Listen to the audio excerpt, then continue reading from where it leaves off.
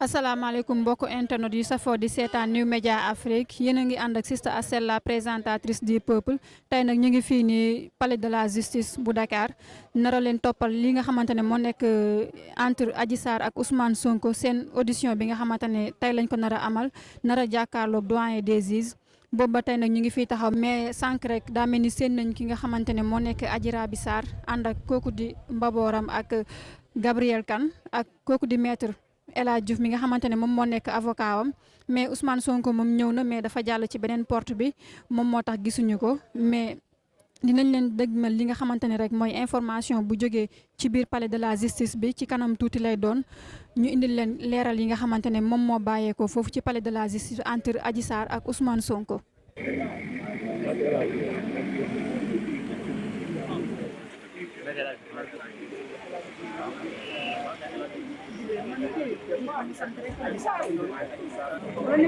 Aji moo nekk noonu ci ginnaaw Adji Sarr a ngi noonu ci ginnaaw Gabriel ak body bu bleu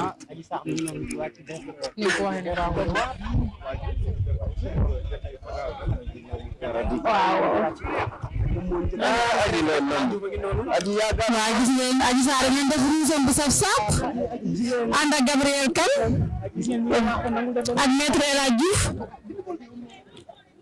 ñu ngi leen di dugg ci biir tribunal bi saa nu ngeen def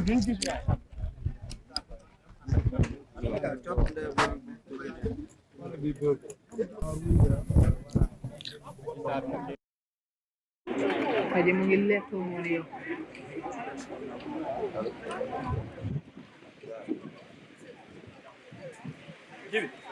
waaw mbokku internet yi comme nu ma leen ko waxee woon sànq rek ba tey rek yéen a ngi ànd ak Sista Asel la présentatrice du peuple ñu ngi fii boobu ba tey depuis 9h ba léegi ñu ngi fii nii mooy palais de la justice mais ginnaaw Adji Sarr ak Ousmane Sonko bu ñu duggee def seen jàkkaarloo boobu ba tey nag xibaar benn génnagul parce que ñoom ñaar ñu ngi ci biir génnaguñu actuellement nag mu ngi 17h18 moo jot boobu ba tey nag ñu ngi fii nii di xaar li nga xamante ne mooy information bu bàyyeekoo ci palais de la justice mais boobu ba tey dara amagul mais xam naa ne fii ak waxtu yu néew rek incha allah dinañ génn jàkkaarloog li nga xamante ne mooy presse bi pour wax ñu lan moo xewoon foofu ca biir ak yan information lañ fa jëlee ci kanam tuuti lay doon ngeen ciy ànd ak New Media Afrique. kenn benn gaay bu fi doon maa ngi ko dégg muy dekk di rek mel ni ku dem fépp kenn xamul lu mu baax waaw est-ce que boobu dañuy koy indi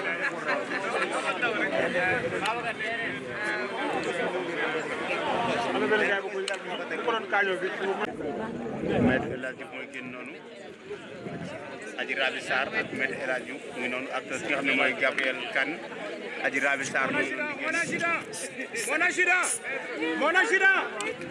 Maître El Hadj Diouf Ngoné appel ko Ngoné appel ko Adji Raby Sarr ak ki nga xam ne mooy Adji Raby Sarr ak Adji Sarr moo yor lu rouge bi mu ngi noonu Adji Sarr moo yor lu rouge bi mu ngi noonu ndeysaan mu ngi noonu par là Adji Raby Sarr mu ngi noonu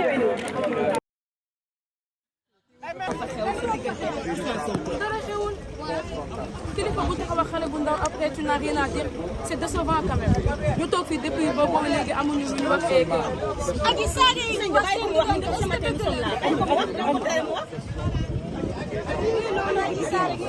Adji ngi noonu di dem wax na ñaari moom ay ngi noonu ci li nga xam ne Adji Sarr lu ñu mën a jàngat mooy Adji Raby ak conférence non xam nga tey dañu ñëwoon maître doo ñëw ko tey entre Adji Sarr ak Ousmane Sonko mais li ma mën a jàpp mooy ak li ma mën a wax mooy en réalité confrontation amu fa parce que Ousmane Sonko nanguwul woon répondre question procureur de la République nanguwul répondre aussi si question avocat Adji Sarr yi donc c'est dans ces conditions que l'audience s'est déroulée donc confrontation daal li tax ñuy wax confrontation amu fa donc nag man loolu rek laa leen mën a wax parce que man bokkuma ci ñi nga xamante ni dañuy taxaw ci mbedd mi di violer le secret de l'instruction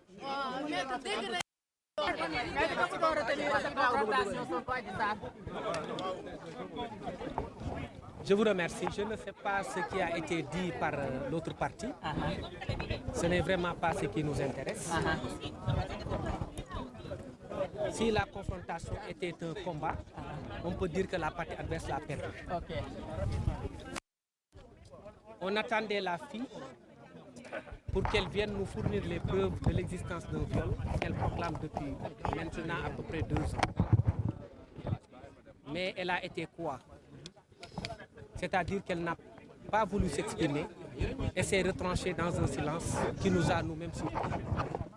On pensait qu'aujourd'hui elle serait d'attaque avec des preuves vidéo dont elle disait qu'elle avait à disposition et qu'elle remettrait au juge.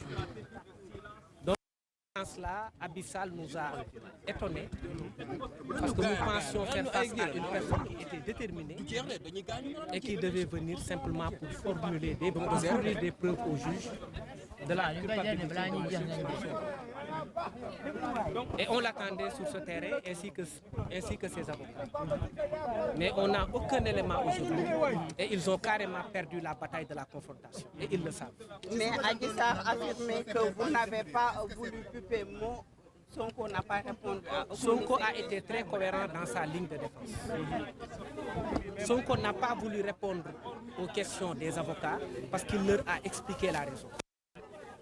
Je ne veux pas entrer dans le fond, mais cette raison, Adji Sarr ne vous le dira pas, ses avocats aussi, ses excellents avocats ne vous le diront pas aussi. Pour ce qui concerne le procureur, il l'a dit en conférence de presse, il l'a considéré comme un membre actif du complot qu'il proclame depuis le début, mais Sonko a répondu aux questions du juge, à toutes les questions du juge. Donc il a été très cohérent. Par contre, la plaignante n'a pas été cohérente. Elle n'a fourni aucune explication à son silence. Une centaine de questions lui ont été posées et aucune de ces questions n'a obtenu une réponse. Elle s'est donc morfondue dans un silence abyssal qui nous a tous étonnés parce que nous pensions que c'est une fille qui était d'attaque et qui n'attendait que ce jour. Hier, elle a fait une interview pour dire qu'elle n'attendait que le jour de la confrontation pour déposer sur la table du juge la preuve de l'existence d'un viol qui a été commis à son préjudice.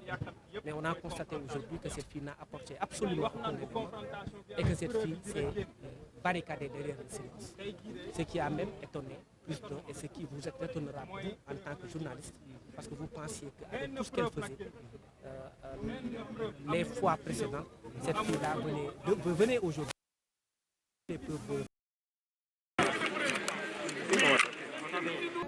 maa leen di fay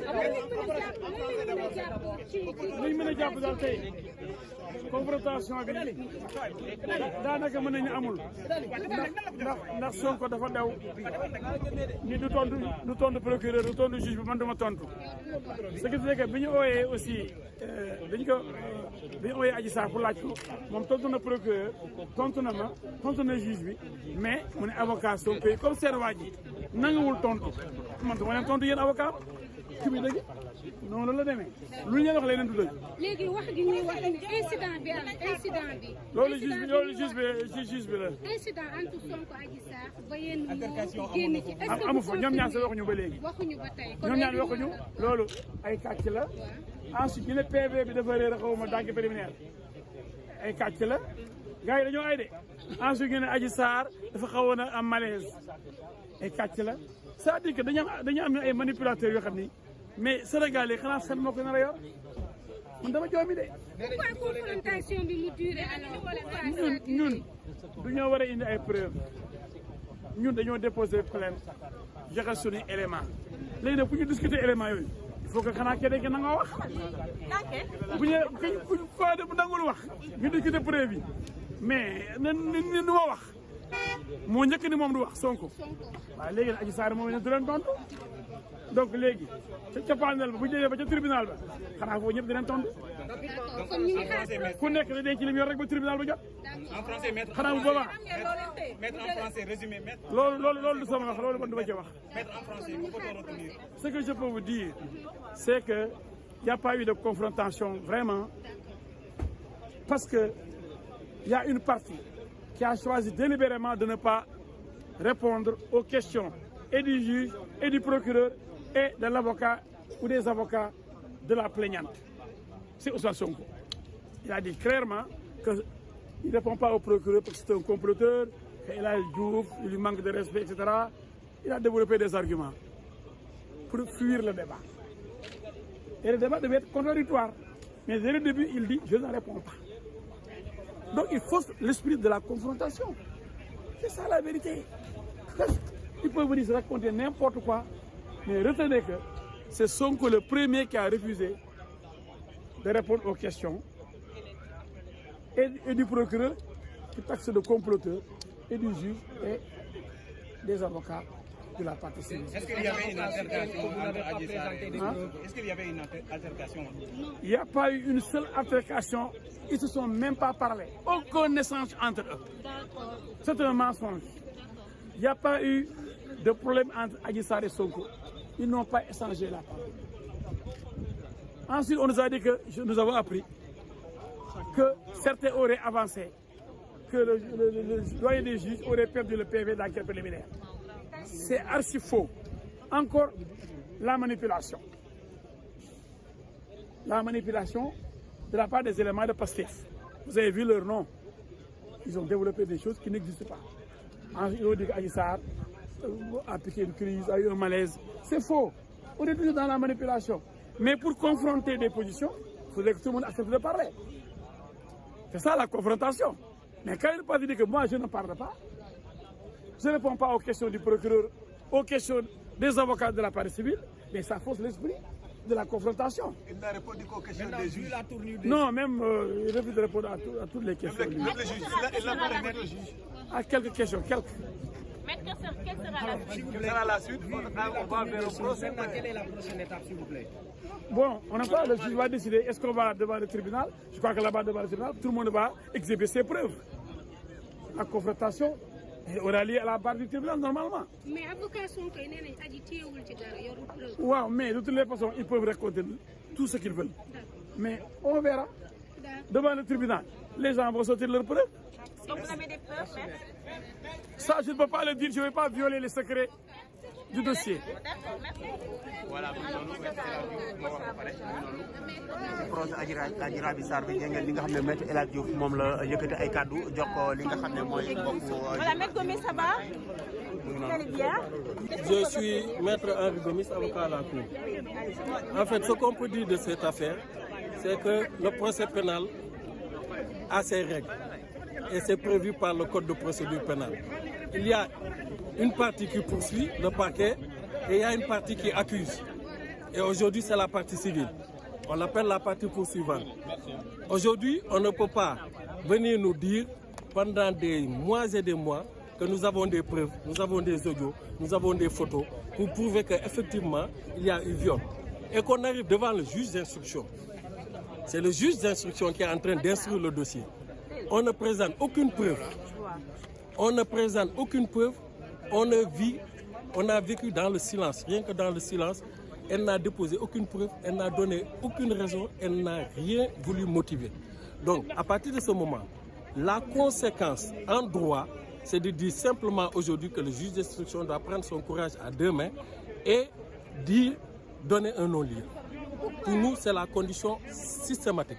Parce qu'aujourd'hui, lorsqu'une femme dit que j'ai été violée, et que vous soyez devant le magistrat instructeur, lui là qui est appelé à renvoyer ou qui est appelé à prendre une décision de non-lieu, vous n'êtes pas en mesure de rapporter votre preuve et vous nous dites que vous attendez à l'audience pour rapporter votre preuve, ça veut dire qu'aujourd'hui, parfois, il faut être sérieux. Soit on fait du droit ou on ne fait pas du droit. Or, le droit aujourd'hui voulait qu'elle rapporte ses preuves, elle n'a rapporté aucune preuve. Aucune preuve. Est-ce que ce n'est pas prématuré d'apporter ces preuves? Mais donc, quel est le sens de l'instruction? Si c'est prématuré, je me demande quel est le sens de l'instruction. Le juge d'instruction, quel est son rôle? C'est d'instruire à charge et à décharge, de voir s'il y a des éléments de preuve pour renvoyer la personne ou un non-lieu. Si on dit qu'on ne donne pas ces preuves devant le juge d'instruction, c'est parce qu'on se fout de la justice. Est-ce qu'il y aura une suite? Ça, on attendra de voir avec la décision du juge d'instruction. Et vous espérez avoir un non-lieu sur ce dossier? C'est notre souhait. Maintenant, la décision ne nous appartient pas. C'est notre souhait. Notre souhait, c'est qu'aujourd'hui, puisqu'elles n'ont pas rapporté de preuves, on les a interpellés. On a interpellé même ces avocats. Personne n'a pu rapporter la preuve. Je dis aujourd'hui, à partir de ce moment, c'est le logique. Je ne rentrerai pas dans ces questions parce que c'est une question purement personnelle. Ça n'engage que lui. Moi, je suis avocat. Il a la liberté, il a justifié pourquoi il ne veut pas répondre aux avocats qui lui posaient des questions. Ce n'est pas ici que je vais dévoiler la raison. Et qu'en est-il des PV déclarés perdus? Non, en fait, les PV n'étaient pas perdus. C'est un bug au niveau de l'ordinateur. On a attendu juste pour que le dossier revienne. Voilà, c'était juste un problème.